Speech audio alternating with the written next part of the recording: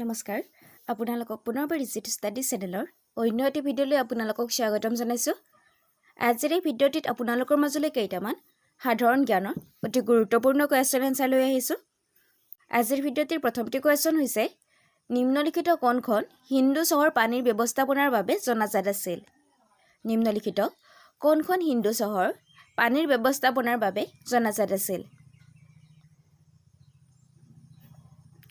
Option ভিতৰত শুদ্ধ উত্তৰটি হৈছে অপশ্যন নম্বৰ ডি, ধলাভিৰা।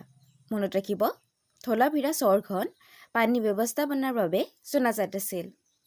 নেক্সট কুৱেশ্যনটিত আছে কৰ্কট ক্ৰান্তি কোনখন ভাৰতৰ ৰাজ্যৰ মাজেৰে পাৰ নহয়? অৰ্থাৎ তলত উল্লেখিত কোনখন ৰাজ্যৰ মাজেৰে কৰ্কট ক্ৰান্তি ৰেখাপাত পাৰ হৈ যোৱা নাই? অপশ্যন ভিতৰত শুদ্ধ উত্তৰটি হৈছে অপশ্যন নম্বৰ ডি, উৰিষ্যা। মনত ৰাখিব, উৰিষ্যা ৰাজ্যৰ মাজেৰে কৰ্কটক্ৰান্তি ৰেখা পাৰ হৈ নাযায়। বাকী যে আন তিনিখন ৰাজ্য উল্লেখ আছে, এই তিনিখন ৰাজ্যৰ মাজেৰে কৰ্কটক্ৰান্তি ৰেখা পাৰ হৈ যায়। মনত ৰাখিব। নেক্সট কুৱেশ্যনটিত আছে ভাৰতৰ কোনটো অঞ্চলক ভাৰতৰ ৰাইজ বাউল বুলি কোৱা হয়? অপশ্যন ভিতৰত শুদ্ধ উত্তৰটি হৈছে option number B, Krishna Godavari delta region. মনত ৰাখিব, কৃষ্ণা গোদাবৰী ডেল্টা ৰিজনক ভাৰতৰ ৰাইজ বাউল বুলি কোৱা হয়। নেক্সট কুৱেশ্যনটিত আছে কোনটো জলাশয় আন্দামান আৰু নিকোবৰ দ্বীপপুঞ্জক পৃথক কৰে? কোনটো জলাশয় আন্দামান আৰু নিকোবৰ দ্বীপপুঞ্জক পৃথক কৰে?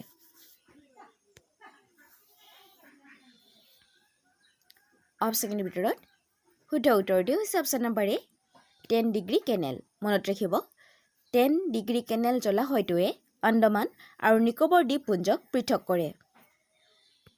নেক্সট কুৱেশ্যনটিত আছে ভাৰতৰ কোনখন ৰাজ্যত আটাইতকৈ সৰু ভূমি এলেকা আছে?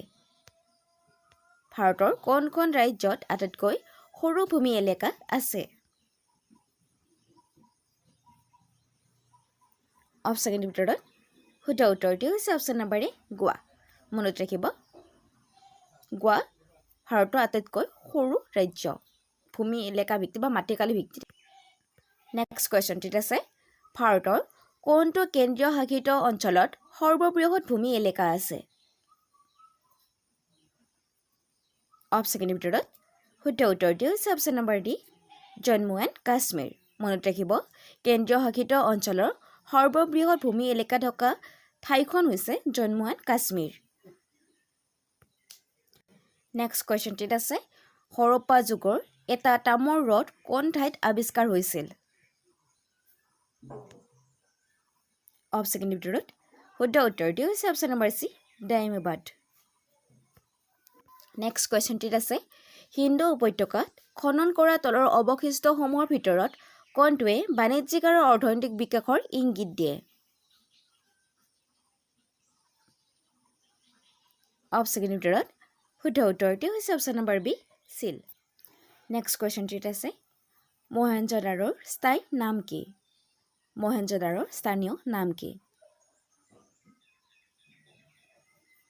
অপশ্যনৰ ভিতৰত শুদ্ধ উত্তৰটি হৈছে option number D, mount of the survivor. Mount of the survivor. Next কুৱেশ্যনটিত আছে দুৰ্গবিহীন সিন্ধুৰ একমাত্ৰ নগৰ কোনখন আছিল? দুৰ্গবিহীন সিন্ধুৰ একমাত্ৰ নগৰ কোনখন আছিল?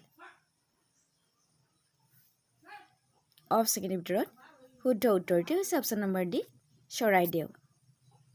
নেক্সট কুৱেশ্যনটিত আছে হৰপ্পাসকলেই আছিল প্ৰথম ডেছ উৎপাদন কৰা লোক। অৰ্থাৎ তলত উল্লেখিত কোনটো হৰপ্পাসকলে প্ৰথমে উৎপাদন কৰিছিল?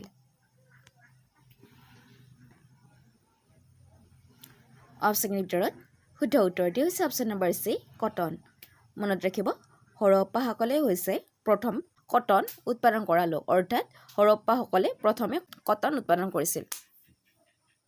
নেক্সট কুৱেশ্যনটিত আছে হৰপ্পা স্থানৰ খননকাৰী কোন? হৰপ্পা স্থানৰ খননকাৰী কোন? অপশ্যনৰ ভিতৰত শুদ্ধ উত্তৰটি হৈছে অপশ্যন নম্বৰ এ, দয়াৰাম সাহনী। মনত ৰাখিব, হৰপ্পা স্থানৰ খননকাৰী হৈছে দয়াৰাম সাহনী।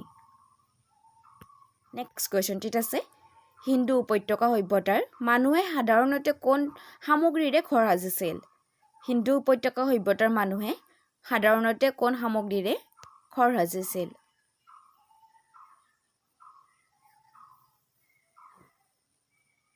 অপচন শুদ্ধ উত্তৰটো হ'ব option number D all of the above অৰ্থাৎ ওপৰৰ সকলোবোৰ নেক্সট কুৱেশ্যনটিত আছে হিন্দু সভ্যতাৰ নিম্নলিখিত কোনটো স্থানত ডক ইয়াৰ্ড পোৱা গৈছিল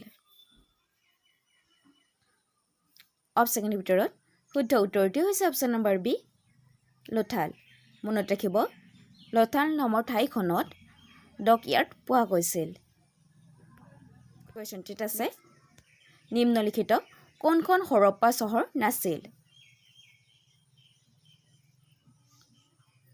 অপচনৰ ভিতৰত শুদ্ধ উত্তৰটো হৈছে অপচন নম্বৰ চি মেহেৰগড় কুৱেশ্যনটিত আছে নেক্সট হিন্দু সভ্যতাৰ লোকসকলৰ মুখ্য জীৱিকা কি আছিল হিন্দু সভ্যতাৰ লোকসকলৰ মুখ্য জীৱিকা কি আছিল অপচনৰ ভিতৰত শুদ্ধ উত্তৰটো হৈছে অপচন নম্বৰ এ এগ্ৰিকালচাৰ অৰ্থাৎ কৃষি মনত ৰাখিব হিন্দু সভ্যতাৰ লোকসকলৰ মুখ্য জীৱিকা আছিল কৃষি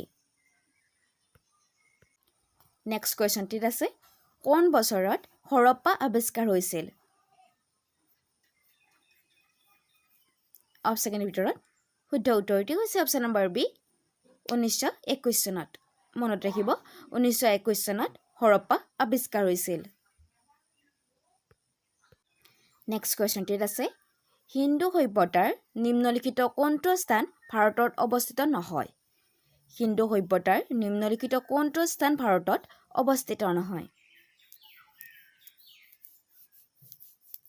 অপচনৰ ভিতৰত শুদ্ধ উত্তৰটো হৈছে অপচন নম্বৰ এ হৰপ্পা মনত ৰাখিব হৰপ্পা বৰ্তমান পাকিস্তানত আছে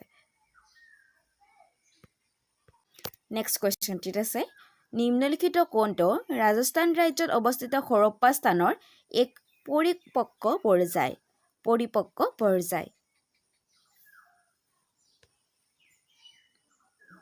অপচনৰ ভিতৰত শুদ্ধ উত্তৰটো হৈছে অপচন নম্বৰ ডি কালিবাংগা মনত ৰাখিব কালিবাংগা হৈছে ৰাজস্থান ৰাজ্যত অৱস্থিত হৰপ্পা স্থানৰ এক পৰিপক্ক পৰ্যায় অৰ্থাৎ কালিবাংগা বৰ্তমান ৰাজস্থানত আছে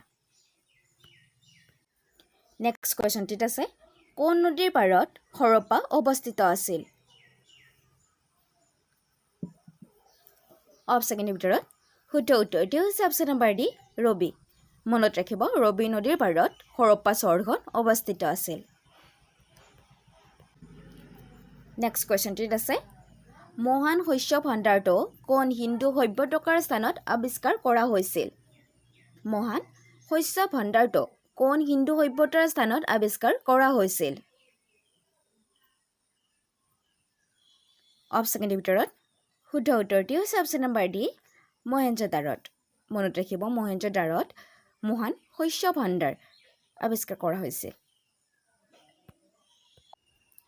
নেক্সট কুৱেশ্যনটিত আছে হিন্দু উপত্যকাৰ সভ্যতাৰ দ্য গ্ৰেট বাথ ক'ত পোৱা গৈছিল হিন্দু উপত্যকা সভ্যতাৰ দ্য গ্ৰেট বাথ ক'ত পোৱা গৈছিল অৰ্থাৎ ডাঙৰ গা ধোৱা ঘৰ ক'ত পোৱা গৈছিল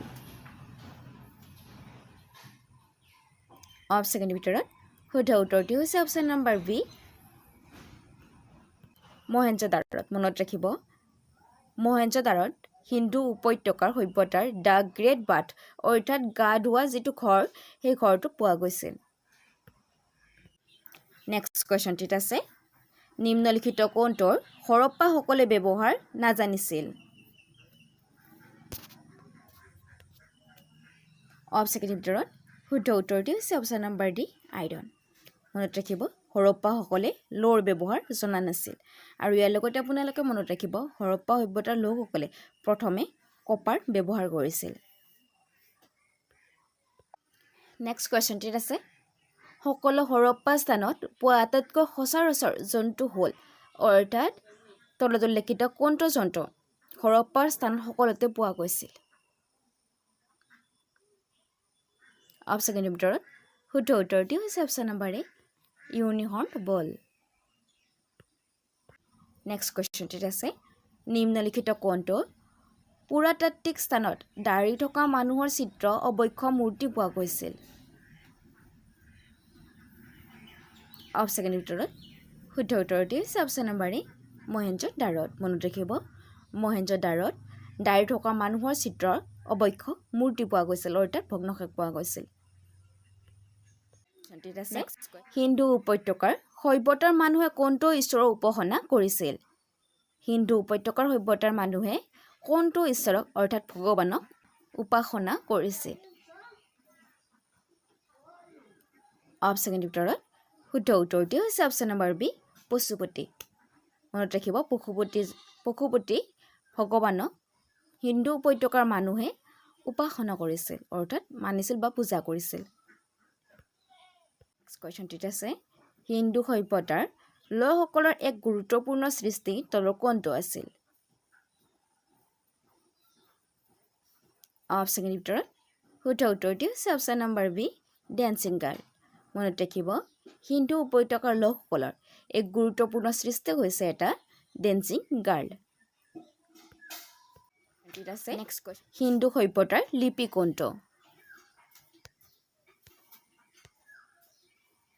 অপচনৰ ভিতৰত শুদ্ধ উত্তৰটি হৈছে অপচন নম্বৰ চি আননোন অৰ্থাৎ হিন্দু সভ্যতাৰ লোকসকলে কিছুমান চিহ্ন অৰ্থাৎ চিম্বলেৰে লিখিছিল যিটো আজিলৈকে আমাৰ চিনাক্ত কৰিব পৰা নাই সেইটো কি হয় সেইবাবে হৈছে আননোন নেক্সট কোৱেশ্চনটিত আছে হিন্দু উপত্যকাৰ স্থানসমূহৰ টেৰাকোটাত খনন কাৰ্যত নিম্নলিখিত কোনটো পোৱা নাই হিন্দু উপত্যকাৰ স্থানসমূহত টেৰাকোটাত খনন কাৰ্যত নিম্নলিখিত কোনটো পোৱা নাই অপচনৰ ভিতৰত শুদ্ধ উত্তৰটো হৈছে অপচন নম্বৰ চি কাউ অৰ্থাৎ গৰু নেক্সট কোৱেশ্চনটিত আছে হিন্দু সভ্যতাৰ কোনবোৰ স্থানত নিষ্কাশন প্ৰণালী অনুষ্ঠিত আছিল হিন্দু সভ্যতাৰ কোনবোৰ স্থানত নিষ্কাশন প্ৰণালী উপস্থিত আছিল অপচনৰ ভিতৰত শুদ্ধ উত্তৰটি হৈছে অপচন নম্বৰ ডি বনৱালীত মনত ৰাখিব বনৱালী নামৰ ঠাইখনত নিষ্কাশন প্ৰণালী অনুপস্থিত আছিল